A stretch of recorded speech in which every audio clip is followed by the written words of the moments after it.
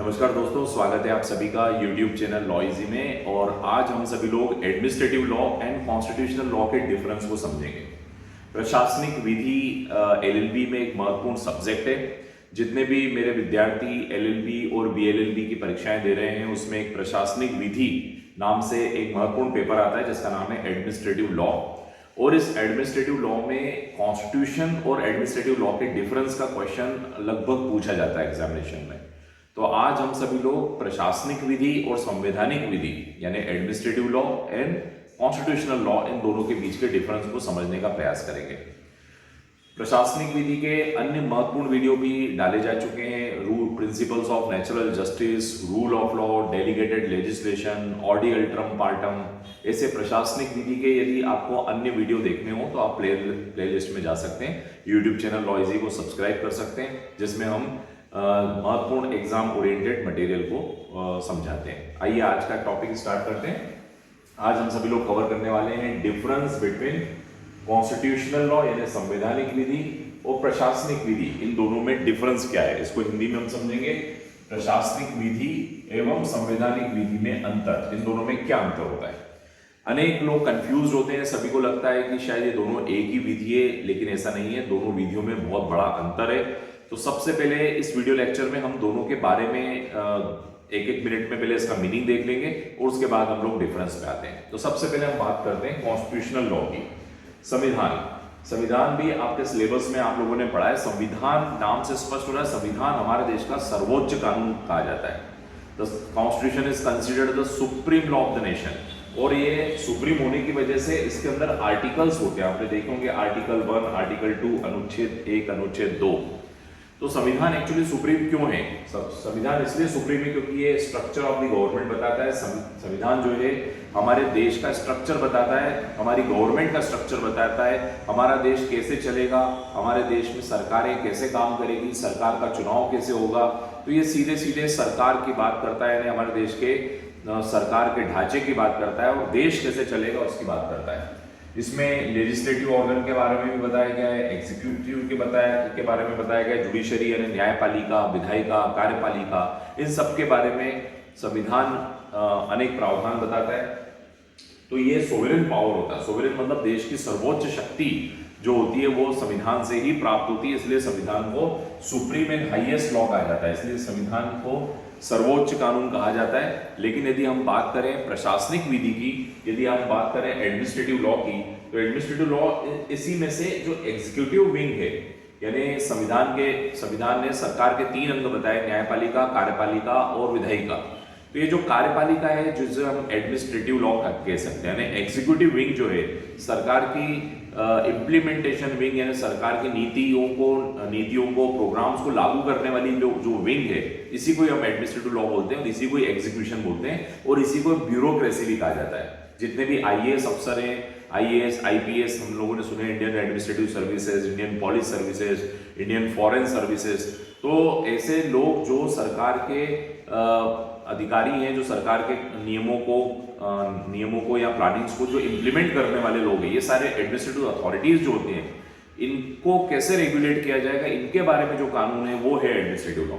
तो देखा जाए तो यदि हम देखें संविधान जो एक बहुत बड़ा अगर विंग है, बहुत बड़ा सर्कल है, तो उसमें से जो छोटा सर्कल है वो एडमिनिस्ट्रेटिव लॉ है। तो हम ये कह सकते हैं कि एडमिनिस्ट्रेटिव लॉ भी एक प्रकार से संविधान का ही पार्ट है, लेकिन ये सिर्फ एग्जीक्यूटिव विंग को ही कवर करता है। तो ये एग्जीक्यूटिव पावर बताता है, एडमिनिस्ट्रेटिव लॉ एग्जीक्यूटिव पावर बताता है। एडमिनिस्ट्रेशन इसे हम कह सकते हैं, अगर ये शासन कहला सकता है तो ये प्रशासन कहलाएगा, शासन प्रशासन। और इसी को प्रशासनिक विधि इसलिए कहा जाता है क्योंकि प्रशासन की बात करता है। द फंक्शन ऑफ स्टेट यानी गवर्नमेंट के जो काम है, स्टेट यानी राज्य के जो कार्य हैं, उन राज्य के कार्यों को इंप्लीमेंट करने का काम, उनको लागू करने का काम, उनको क्रियान्वयन करने का काम जो है, इंप्लीमेंटेशन जो फंक्शन है, वो प्रशासनिक विधि के हाथ में होते हैं। तो प्रशासनिक विधि वह विधि है जो प्रशासन के पावर्स, प्रशासन की ड्यूटीज, प्रशासन के ऑर्गेनाइजेशन की बात करने वाला जो कानून है, इसी को एडमिनिस्ट्रेटिव लॉ कहा जाता है। तो ये तो हुआ मित्रों दोनों का अर्थ समझ में आता है। अब हम लोग अपने मेन क्वेश्चन पे आते हैं कि दोनों के बीच का डिफरेंस क्या है। तो अब डिफरेंस की यदि हम बात करें तो संविधान को जीनस यानी जाति कहा जा सकता है और ये इसको प्रजाति कहा जाता है। जैसे मैंने आपको कहा कि वो कास्ट है तो ये सब कास्ट है, यानी यदि ये बड़ा है, अगर वाइड पावर इसके पास है तो इसके पास नैरो पावर इसके पास है। संविधान को सुप्रीम लॉ, यानी चूंकि ये देश का सबसे बड़ा कानून है इसलिए इसको सर्वोच्च विधि कहा जाता है, लेकिन प्रशासनिक विधि को सबऑर्डिनेट कहा जाता है। सबऑर्डिनेट मतलब ये संविधान से नीचे होती है, अधीनस्थ कानून होता है। तो प्रशासनिक विधि जो है अधीनस्थ कानून के अंतर्गत आती है।